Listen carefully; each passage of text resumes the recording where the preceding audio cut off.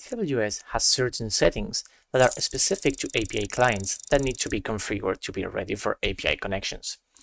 TWS needs to be up and running and configured to listen for incoming API connections on a certain port. To allow API connections, you will need to make sure that the Enable ActiveX and Socket Clients settings is checked.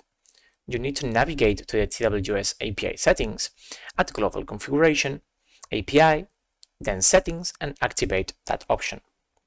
The value for the port shown in the API Global Configuration settings can be changed to any open socket port, as long as the socket ports specified in the API client and the TWS settings match. If there are multiple TWS sessions on one computer, the socket port is used to distinguish TWS sessions. Since only one application can listen on one port and at a time, you will need to assign different ports to each running TWS.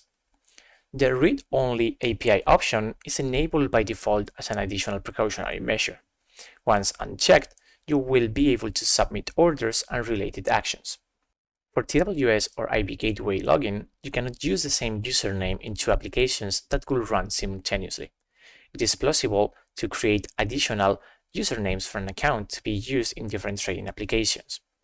The client portal also counts as an application login, so it is advised to create another username if you are going to log in to client portal during that session.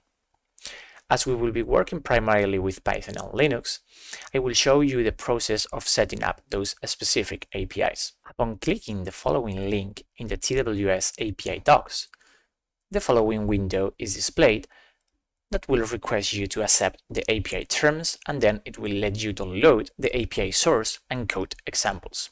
And I will change now the directory to the Python client inside the TWS API.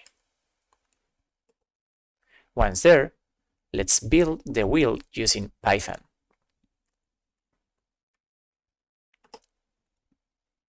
Finally, just install the wheel via pip.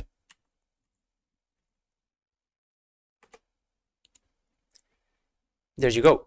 This is it for the TWS API installation video.